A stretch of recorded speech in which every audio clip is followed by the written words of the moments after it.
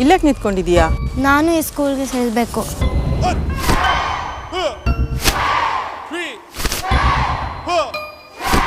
ಕಟ್ಮಂಡು ಬೇಡ ಏನು ಬೇಡ. ಇಲ್ಲಿ ಮನೆ ಬಾಡಿಗೆ ಕಟ್ಟದೆ ದೊಡ್ಡದಾಗಿದೆ. ಹಿಂಗೆ ಮಾಡಿದ್ರೆ ಸ್ಕೂಲ್ ಬಿಟ್ಸ್ ಮನೆ ಕೂರಿಸ್ತೀನಿ.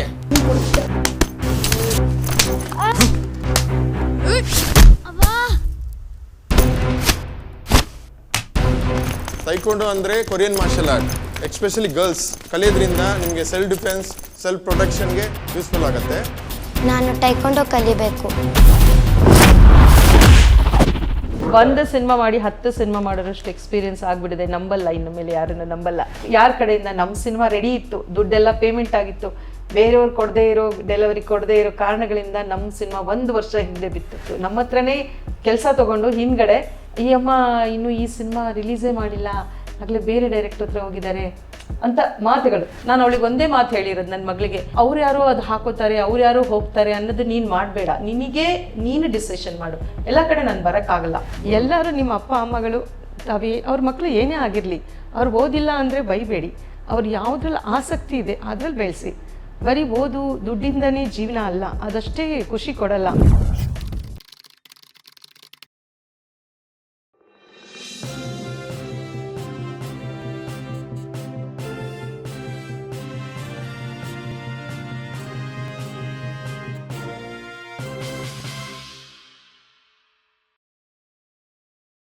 ಸರ್, ಇಲ್ಲಿ ಸಿನಿಮಾದಲ್ಲಿ ಟೈಮನ್ನು ನೀವು ಕರೆಕ್ಟಾಗಿ ಮೇಂಟೈನ್ ಮಾಡದೇ ಇದ್ದರೆ ಫಿನಾನ್ಷಿಯಲ್ ಬರ್ಡನ್ ಹೇಗೆ ತಡ್ಕೊಳ್ತೀರಿ? ಸರ್, ಅವರೇ ಪರಿಚಯ ಮಾಡ್ತಿದ್ದು ಸೆನ್ಸಾರ್ ಅವರು, ಅವರೇ ಪರಿಚಯ ಮಾಡಿಕೊಟ್ಟ ಮನುಷ್ಯ ಅವ್ರು ಹೇಳಿದ್ರು. ಅದರಲ್ಲೂ ಅವರು ಇಲ್ಲಿ ಕೆಲಸನೂ ಸರಿ ಮಾಡಿಲ್ಲ, ಅಲ್ಲೂ ದಾರಿ ತಪ್ಪಿಸಿದ್ರು. ಅಲ್ಲಿ ದಾರಿ ತಪ್ಪಿಸ್ಬಿಟ್ಟು ಇವರು ಬೇಗ 1 ವಾರದಲ್ಲಿ ನಿಮಗೆಲ್ಲ ಮಾಡಿಸ್ಕೊಟ್ಬಿಡ್ತಾರೆ. ನನಗೂ ಕೆಲಸ ಬೇಗ ಆಗಲಿ, ಎಲ್ಲರಿಗೂ ದುಡ್ಡು ಕೊಡೋದೆ ಬೇಗ ಮಾಡ್ಕೊಡ್ತಾರಲ್ಲ ಅಂತ ಒಂದರಿಂದ ಕೊಟ್ಟೆ. ಬಟ್ ಏಜೆಂಟ್ ಯಾರು ಅಂತ ಹೇಳ್ಬೋದಾ? ಶರತ್ ಅಂತ. ಇಲ್ಲಿ ಏನಾಯ್ತು ಅಂತ ಸರ್, ನಾನು ರೆಗ್ಯುಲರಾಗಿ ಸಿನಿಮಾ ಮಾಡ್ತಾ ಬರ್ತಿದ್ದೆ. ನಾನು ಒಂದು ಕಡೆಯಿಂದ ಸೆನ್ಸರ್ ಮಾಡ್ತಾ ಬರ್ತೇನೆ, ಒಬ್ಬರ ಕಡೆಯಿಂದ. ನನ್ನ ಸಿನಿಮಾ ಅಂದರೆ ಒಂದು ಕಡೆಯಿಂದ ನನ್ನ ಪೋಸ್ಟ್ ಪ್ರೊಡಕ್ಷನ್ ಒಂದು ಯೂನಿಟ್ ಇರುತ್ತೆ, ನನ್ನದೇ ಒಂದು ಟೀಮ್ ಇರುತ್ತೆ. ನಾನು ನಿರ್ಮಾಪಕರು ಫಸ್ಟ್ ಪರಿಚಯದಾಗ ನಾನು ಟೀಮ್ಗೆ ಹೇಳ್ತೀನಿ, ನನ್ನ ಟೀಮಲ್ಲಿ ಕೆಲಸ ಮಾಡ್ತೀನಿ ಅಂತ. ಕೆಲವೊಮ್ಮೆ ಏನಾಗುತ್ತೆ ಅಂದರೆ ನಾನು ಹಠ ಹಿಡಿಯೋಕ್ಕಾಗಲ್ಲ, ನಂಗೆ ಅವರೇ ಬೇಕು ಅಂದಾಗ ಏನಾಗುತ್ತೆ, ಇವ್ರಿಗೂ ಏನೋ ಅವ್ರಿಗೂ ಕನೆಕ್ಷನ್ ಅಲ್ಲ. ರವೀಂದ್ರ, ನಾನು ಒಂದು ಮಾತು ಕೇಳ್ತೇನೆ, ನೀವು 4-5 ಸಿನಿಮಾ ಮಾಡಿದವರಲ್ಲ, ಸರ್, ನಿಮಗೆ ಏಜೆಂಟ್ಗಳೇ ಬೇಕಾ? ಅಲ್ಲಿ ಡೈರೆಕ್ಟ್ ಅಪ್ಲೈ ಮಾಡ್ಬೋದು ಸರ್, ಡೈರೆಕ್ಟ್ ಅಪ್ಲೈ ಮಾಡ್ಬೋದು, ಅಥವಾ ಏಜೆಂಟ್ ಮೂಲಕ. ಒಬ್ಬ ನಿರ್ದೇಶಕರ ಡ್ಯೂಟಿ ಅಲ್ವನ್ರಿ, ನಿರ್ಮಾಪಕರ ಹಣವನ್ನ, ನಿರ್ಮಾಪಕರ ಸಮಯವನ್ನ ನಿಮ್ಮಂತವರೇ ಉಳಿಸದೇ ಇದ್ರೆ ಕೊನೆ ಸಿನಿಮಾಕ್ಕೆ ನಿರ್ಮಾಪಕರು ಹೆಂಗ್ ಬರ್ತಾರೆ ಹೇಳಿ ಸರ್? ಅದೇ ನನ್ನ ಬೇಸರ. ಅದರಲ್ಲೂ ಇಂಥ ಹೆಣ್ಮಕ್ಳಿಗೆ ಹೀಗಾದ್ರೆ ಇನ್ನು ಯಾರು ಮುಖ ಮಾಡ್ತಾರೆ ಸರ್? ಸರ್, ನಿಮ್ಗೆ ಗೊತ್ತಿಲ್ಲ, ಇವ್ರಿಗೆ ಫೋನ್ ಮಾಡೋದು ಮೇಡಮ್ ಯಾಕಂದ್ರೆ ನನಗೆ ಆ ವ್ಯಕ್ತಿ ಪರಿಚಯ ಇಲ್ಲ, ಯಾರೋ ಸೆನ್ಸಾರ್ ಮಾಡಿಸೋ ವ್ಯಕ್ತಿ ಪರಿಚಯ ಇಲ್ಲ. ನಾನು ಹೇಳಿದಂಥ ನಾನು ಹೇಳಿದ್ದು ಒಂದು ದಾರಿಲಿ, ಮೇಡಮ್ ಈ ಕಡೆ ಸೆನ್ಸರ್ ಮಾಡಿಸೋ ಅಂತ ಹೇಳಿದ್ದೆ ಅವರಿಗೆ. ಪಾಪ ಅವ್ರಿಗೇನಂದ್ರು, ಅವ್ರೇನೋ ಅವ್ರ ಮಾತಿಗೆ ಏನಾಗಿತ್ತು, ಪಾಪ ಇವರು ನಂಬಿಟ್ಟಿದ್ರು, ಇಲ್ಲ ಸರ್ ಇವರೇ ಮಾಡಿಸ್ತಾರೆ ಸರ್, ದಯವಿಟ್ಟು ಇದು ಮಾಡಿ ಒಂದೇ. ಮತ್ತೆ ಸ್ವಲ್ಪ ಬೇರೆ ಅವರು ಬೇರೆ ಲ್ಯಾಂಗ್ವೇಜ್ಗೂ ನಾನು ಇವರೇ ಹೆಲ್ಪ್ ಮಾಡ್ಕೊಡ್ತಾರೆ ಮೇಡಮ್ ಅಂದಿದ್ದಕ್ಕೆ, ಬೇರೆ ಡಬ್ಬಿಂಗ್ಗಳಿಗೆಲ್ಲ ಹೆಲ್ಪ್ ಮಾಡ್ತಾರೆ ಅಂತ ಕಾರಣದಿಂದ ಆಯ್ತು, ಇದ್ರೂ ಒಂದು ಕೆಲಸ ಕೊಟ್ಟರೆ ಅದನ್ನು ನಮ್ದು ಕೆಲಸ ಆಗುತ್ತೆ ಅನ್ನೋ ಕಾರಣದಿಂದ ನಾನು ಅವ್ರ ಹತ್ರ ಕೊಟ್ಟೆ. ಅದು ಆ ಕಾರಣಗಳಿಂದ ನಾನು ಕೊಟ್ಟೆ. ಏನಾಗುತ್ತೆ ಸರ್, ಬಟ್ ಪರ್ಸನ್ ಒಂದಷ್ಟು ಆಸೆಗಳನ್ನ ಹುಟ್ಟಿಸ್ತಾರೆ.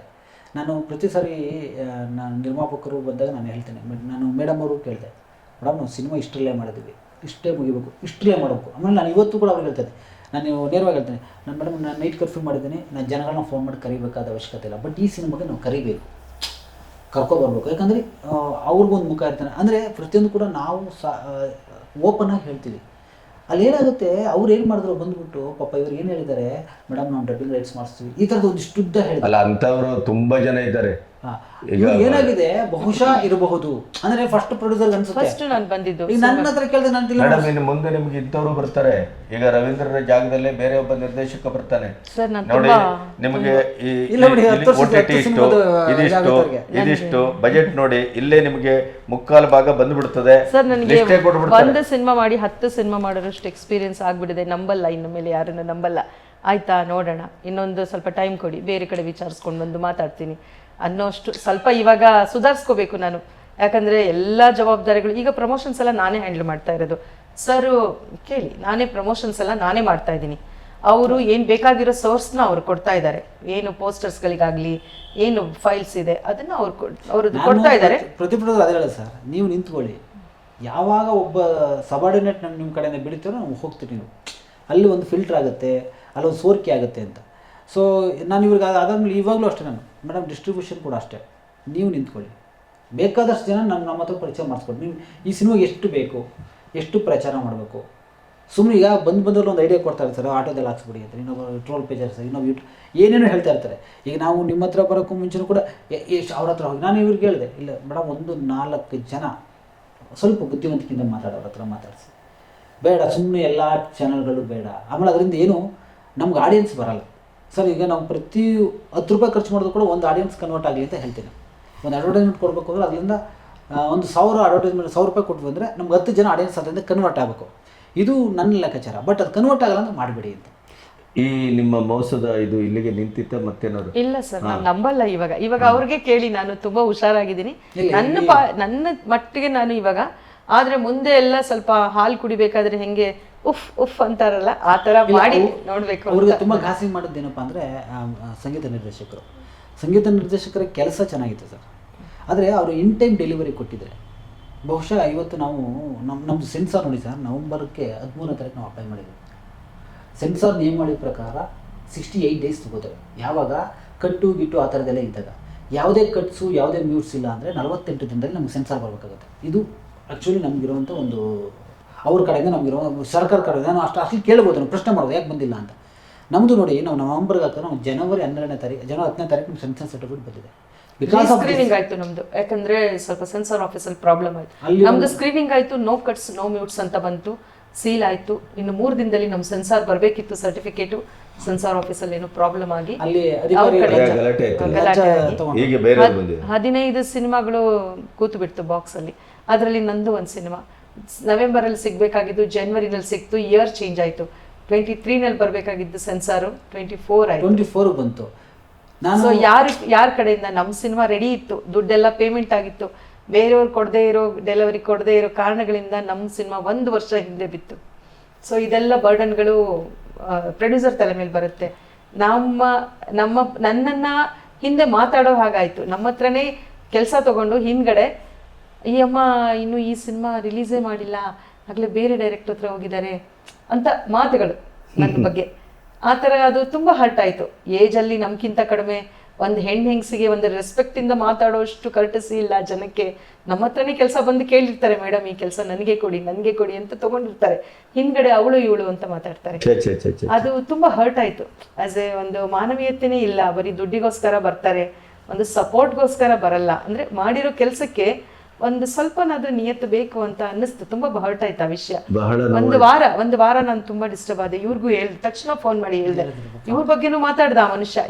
ಅವನು ಏನು ಮಾಡ್ತಾನೆ, ಅವನು ಡೈರೆಕ್ಟರ್ ಅಂತ ಡೈರೆಕ್ಟರ್ ಹತ್ರ ಹೋಗಿ ಒಂದು ಸಿನಿಮಾ ಮಾಡಿದೆ ಅಮ್ಮ, ಈಗ ಇನ್ನು ಆ ಸಿನಿಮಾನೇ ಮುಗಿಸಿಲ್ಲ, ರಿಲೀಸೇ ಮಾಡಿಲ್ಲ. ಇದು ಒಳಗಡೆ ಕಷ್ಟಗಳು ಏನಾಗಿದೆ ಅನ್ನೋದು, ನಾವೇನು ದುಡ್ಡಿಲ್ಲ ಅಂತ ನಿಲ್ಸಿಲ್ಲ, ಕೆಲಸ ಆಗಿಲ್ಲ ಅಂತ ನಿಲ್ಸಿಲ್ಲ. ಡೆಲಿವರಿ ಕೊಡೋರು ಸರಿಯಾಗಿ ಟೈಮ್ಗೆ ಕೊಟ್ಟಿಲ್ದ್ರಿಂದ ನಾವು ಇದನ್ನೆಲ್ಲ ಅನುಭವಿಸ್ಬೇಕು. ನನ್ನ ತರ ಬೇರೆ ಬರೋ ಹೆಣ್ಮಕ್ಳು ಇದನ್ನೆಲ್ಲ ಕೇಳಿಸ್ಕೋಬೇಕು. ಒಂದು ರೀತಿಯಲ್ಲಿ ನಿಮಗೆ ಮನೆಯಲ್ಲೂ ವಿರೋಧ, ಮನೆಯಲ್ಲೂ ಒಪ್ಪಿಗೆ ಇರಲಿಲ್ಲ. ಮನೆಯಲ್ಲಿ ಅಂದ್ರೆ ನಾನು ಪರ್ಮಿಷನ್ ತಗೊಂಡಿಲ್ಲ. ಫಸ್ಟ್ ಆಫ್ ಆಲ್ ವಿರೋಧ ಅಂತ ಏನಿಲ್ಲ, ವಿರೋಧ ಅನ್ನೋಕ್ಕಿಂತ ನಾನು ಹೇಳೇ ಇಲ್ಲ. ನನ್ನ ಮಗಳಿಗೆ ನಾನು ಏನಾದ್ರೂ ಒಂದು ಮಾಡ್ಬೇಕು, ಈ ವಯಸ್ಸಲ್ಲೇ ನಾನು ಅವಳಿಗೆ ಒಂದು ಕಲಿಸ್ಬೇಕು, ಈ ಪ್ರಪಂಚನ ಎದುರಿಸುವಂಥದ್ದು ಅವಳಲ್ಲಿ ಈಗ್ಲಿಂದಾನೇ ಹುಟ್ಟಬೇಕು ಅನ್ನೋ ಒಂದು ಇಂಟೆನ್ಷನ್ ಇಟ್ಕೊಂಡು ನಾನು ಕಾಲಿಟ್ಟಿದ್ದು. ಈಗಾದ್ರೂ ನಿಮ್ ಕುಟುಂಬಿಕರು ಒಪ್ಪಿದಾರ? ಸಪೋರ್ಟ್ ಮಾಡ್ತಾರೆ, ಸಪೋರ್ಟ್ ಎಲ್ಲದಕ್ಕೂ ಹಿಂದೆ ಬರ್ತಾರೆ. ಆದ್ರೆ ಆ ಟೈಮಲ್ಲಿ ನಾನು ಹೇಳಕ್ ಹೋಗ್ಲಿಲ್ಲ. ಹೇಳಿದ್ರೆ ಅವ್ರು ಬೇಡಾನೆ ಅಂತಿದ್ರು. ನಮ್ಮಂಥವ್ರಿಗೆಲ್ಲ ಈ ಫೀಲ್ಡ್ ಅಲ್ಲ, ಬೇಡ ನೀನು. ಅವ್ಳು ಡಾನ್ಸು ಇವಳು ಶೋಸ್ ಎಲ್ಲ ಮಾಡ್ಬೇಕಾದ್ರೂ ಅಷ್ಟೇ, ಏನಕ್ಕೆ ಅವಳು ಈ ಥರ ಫೀಲ್ಡ್ಗೆಲ್ಲ ನೀನು ಇದು ಮಾಡ್ತಿದ್ದೆ, ಓದ್ಲಿ ಚೆನ್ನಾಗಿ, ಒಳ್ಳೆ ಎಜುಕೇಟ್ ಆಗಲಿ. ಆದರೆ ನಾನು ಎಜುಕೇಷನ್ ಜೊತೆಗೆ ಅವಳ ಪ್ರತಿಭೆಗಳು ಹೊರಗಡೆ ಬರಲಿ. ಎಲ್ಲರೂ ಓದ್ತಾರೆ ಸರ್, ಎಲ್ಲರೂ ಕೆಲ್ಸಕ್ಕೆ ಹೋಗ್ತಾರೆ. ಆದರೆ ನಂದೇ ಆದ ಒಂದು ಡಾನ್ಸ್ ಮಾಡಿದಾಗ ಒಂದು ಖುಷಿ ಸಿಗತ್ತಲ್ಲ, ಮೆಂಟಲ್ ರಿಲೀಫ್ ಸಿಗತ್ತೆ, ಅಥವಾ ನಾನೇನೋ ಹೊಸದು ಮಾಡ್ತಾ ಇದ್ದೀನಿ ಅನ್ನೋದನ್ನ ಅವಳು ಅದನ್ನ ಅನುಭವಿಸ್ಲಿ, ಆ ಖುಷಿನ. ಅವಳದೇ ಆದ ಒಂದು ಸ್ಪೆಷಲ್ ಜೀವನನ ಅವಳು ಅಂದ್ರೆ ಅವಳು ವೈಯಕ್ತಿಕ ಜೀವನನೂ ಖುಷಿ ಪಡ್ಲಿ. ಬರೀ 8ರಿಂದ ಸಂಜೆ 6 ಗಂಟೆ ಕೆಲಸ ಮಾಡೋದೇ, ದುಡ್ಡು ಸಂಪಾದನೆ ಮಾಡೋದೇ ಜೀವನ ಅಲ್ಲ. ಈಗಿನ ಹೆಣ್ಮಕ್ಳಿಗೆ ಯಾರೋ ಒಬ್ಬ ದಾರಿಯಲ್ಲಿ ಬಂದು ಏನೋ ಒಂದು ಗುರಾಯಿಸಿದ್ರು ಕೂಡ ಅದನ್ನು ನೋಡಿಕೊಂಡೇ ಇವರು ಹೆದರಿ ಓಡ್ ಬರೋದು, ಅಥವಾ ಹೆದರಿ ಇನ್ನೇನೋ ಅನಾಹುತಕ್ಕೆ ಈಡು ಮಾಡ್ಕೊಳ್ಳುವ ಪರಿಸ್ಥಿತಿ ಬರಬಾರ್ದು ಅಂತ ಹೇಳುದು ನಾನು. ಆ ಕಾರಣಕ್ಕಾಗೂ ನೀವು ಟೈಕೊಂಡ ಏನು ಕಲಿಸಿದಿರಿ, ಅದು ಅತ್ಯಂತ ಮಾದರಿ. ಅದು ಹೌದು. ಇನ್ನೊಂದೇನಂದ್ರೆ, ಈಗ ಎಲ್ಲಾದ್ರೂ ಒಂದು ಶೂಟಿಂಗ್ ಹೋಗ್ತೀವಿ, ಏನೋ ಒಂದು ಫಂಕ್ಷನ್ಗೆ ಹೋಗ್ತೀವಿ, ಯಾರೋ ಬಂದು ನಮ್ಮನ್ನು ಮಾತಾಡಿಸ್ತಾರೆ, ಅದು ಲೇಡಿನೇ ಆಗಿರ್ಬೋದು, ಯಾರೇ ಜೆಂಟ್ಸ್ ಹತ್ರ ಅವಳು ಜಾಸ್ತಿ ಮಿಂಗಲ್ ಆಗಲ್ಲ, ಅವಳಾಯಿತು ಅವಳ ಕೆಲಸ ಆಯಿತು, ಯಾರೇ ಒಬ್ಬರು ಬಂದ್ರೂ ಬರ್ತಾರೆ. ಅವಾಗ ಅವಳು ಏನು ಮಾಡ್ತಾಳೆ ಅಂದರೆ ಫಸ್ಟು ಅವ್ರದ್ದು ಯೂಟ್ಯೂಬ್ದು ಅಥವಾ ಅವ್ರದ್ದು ಇನ್ಸ್ಟಾಗ್ರಾಮಲ್ಲಿ ನೋಡ್ತಾಳೆ ಅದನ್ನು. ಸೊ ನೋಡಿದಾಗ ಅವಳಿಗೆ ಗೊತ್ತಾಗ್ಬಿಡುತ್ತೆ ಇವ್ರ ವ್ಯಕ್ತಿತ್ವ ಹೇಗೆ ಅಂತ. ಸೊ ಅಷ್ಟು ಅವಳಷ್ಟಲ್ಲಿ ಅದರಲ್ಲಿ ಅಷ್ಟು ಯೋಚನೆ ಮಾಡ್ತಾಳೆ, ಅವಳಷ್ಟು ಯೋಚನೆ ಅವಳಲ್ಲಿ ಬೆಳೆಸಿದ್ದೀನಿ ನಾನು.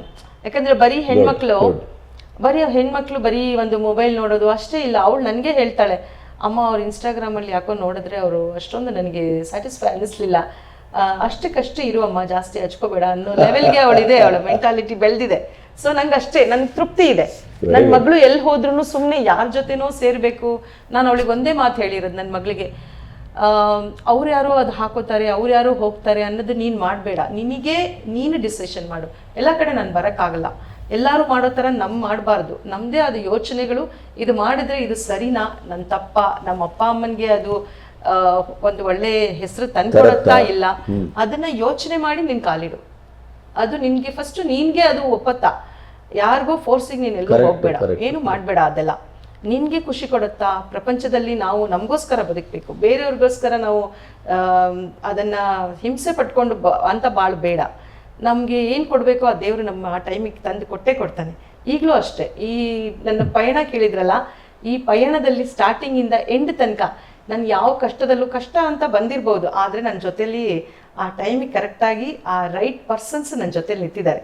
ಸೊ ನನಗೆ ಒಂದು ರೀತಿಯಿಂದ ನಾನು ನಿರ್ಮಾಪಕಿ ಆಗಿದ್ದೀನಿ ಅನ್ನೋ ಗರ್ವ ಇಲ್ಲ, ಹೆಮ್ಮೆ ಇದೆ.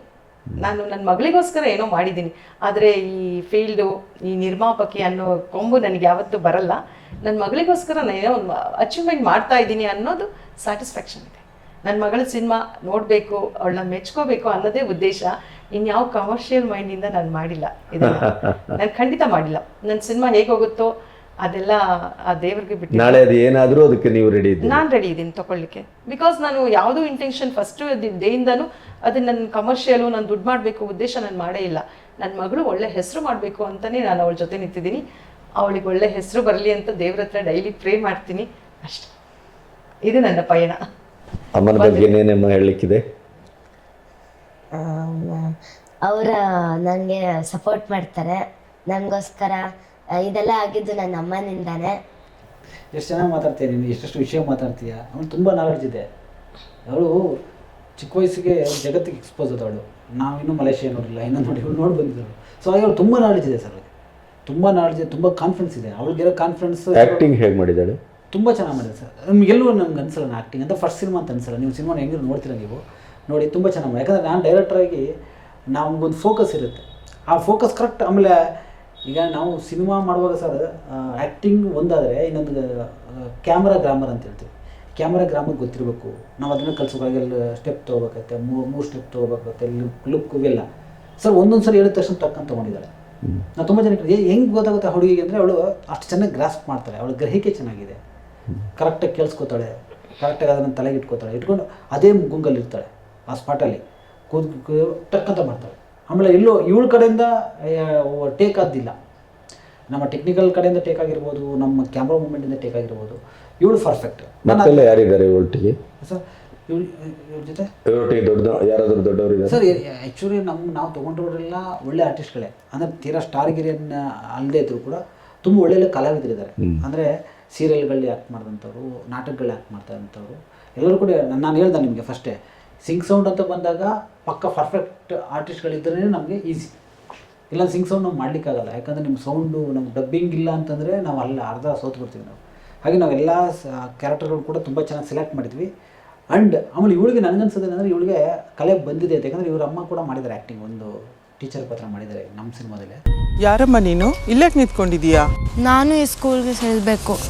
ಇವಳು ಒಂದೆರಡು ಸಿನಿಮಾ ಮಾಡಿರ್ಬೇಕಲ್ಲ ಹಿಂದೆ? ಅಲ್ಲ ಇಲ್ಲ, ಫಸ್ಟ್ ನಮ್ಮ ಸಿನಿಮಾ ಆದ್ಮೇಲೆ ಮಾಡಿದ್ದೆ. ಬಟ್ ಇವ್ರ ಅಮ್ಮ ಕೂಡ, ಇವ್ರ ಮೇಡಮ್ ಕೂಡ ಒಂದು ಪಾತ್ರ ಕೊಟ್ಟಿವಿ ನಾವು, ಒಂದು ಸ್ವಲ್ಪ ನೆಗೆಟಿವ್ ಶೇಡ್ ಇರೋ ಪಾತ್ರ. ತುಂಬ ಚೆನ್ನಾಗಿ ನಾನು ಫಸ್ಟು ಕೊಟ್ಟಾಗ ಕಡಿಮೆ ಡೈಲಾಗ್ ಕೊಟ್ಟಿದ್ದೆ, ಯಾಕೆ ಸಿಂಗ್ ಸೌಂಡ್ ಒಂದು, ಇವ್ರ ಮಾಡ್ಯುಲೇಷನ್ ಹೆಂಗೆ ಬರುತ್ತೋ ಏನೋ ಗೊತ್ತಿಲ್ಲ, ನಿರ್ಮಾಪಕರು ಬೇರೆ.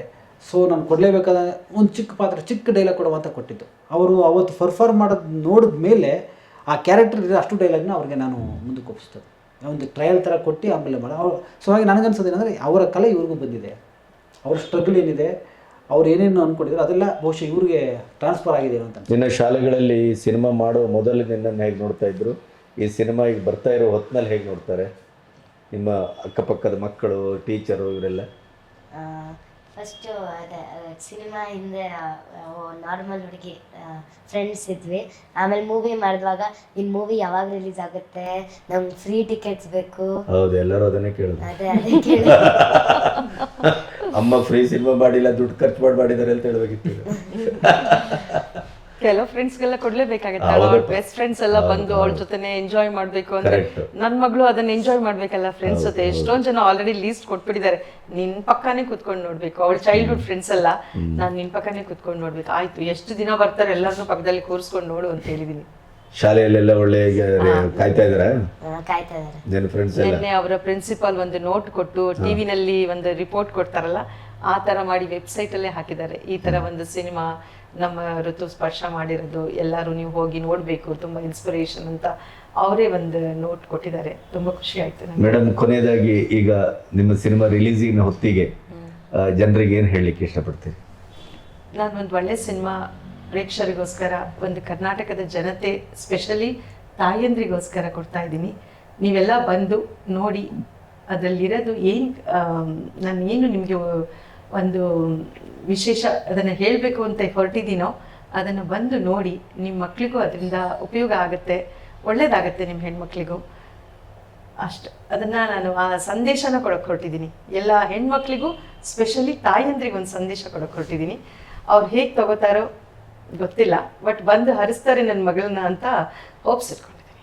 ವೀಕ್ಷಕರೇ, ಇಲ್ಲಿಯವರೆಗೆ ಒಂದು ತಾಯಿ ತನ್ನ ಮಗಳಿಗೋಸ್ಕರ ಏನನ್ನ ಮಾಡಬಹುದು ಅನ್ನೋದನ್ನು ನೀವು ತುಂಬ ನೋಡಿರ್ಬೋದು.